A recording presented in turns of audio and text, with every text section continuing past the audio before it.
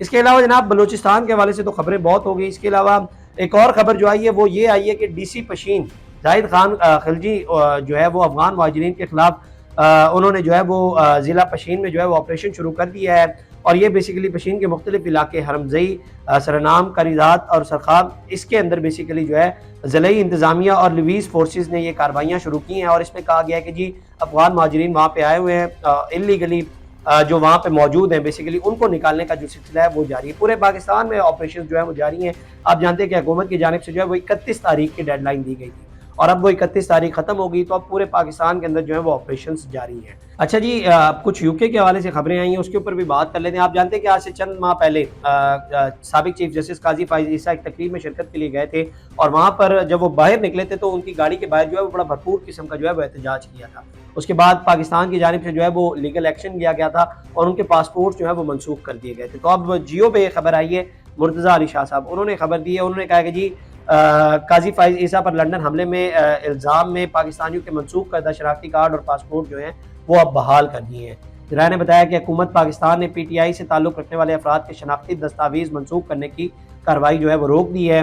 آپ جانتے ہیں کہ آج سے چند ماہ پہلے مڈل ٹیمپل کے باہر جو ہے وہ احتجاج ہوا تھا، اور ان کا گاڑی کا جو دروازہ تھا وہ بھی کھولنے کی کوشش کی گئی تھی.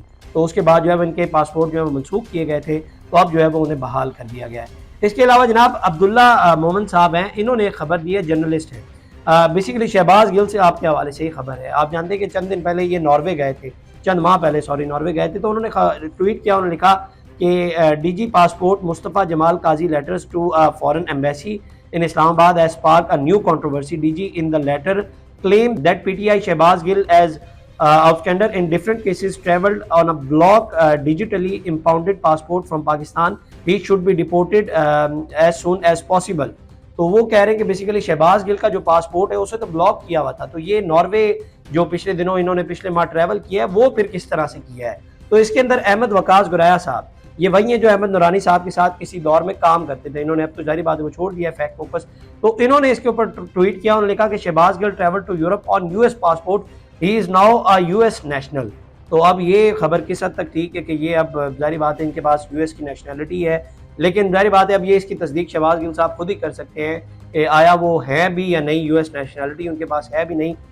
دیکھتے ہیں آنے والے دنوں میں اس کے اندر بھی کیا ڈیولپمنٹس ہوتی ہے. تو یہ جناب اب تک کی خبریں تھی. اگلی ویڈیو میں آپ سے دوبارہ ملاقات کریں گے. اللہ نگہبان. اس طرح کی اور ویڈیوز دیکھنے کے لیے سبسکرائب کیجیے ہمارا چینل اور دیکھتے رہیے PSP KG نیوز.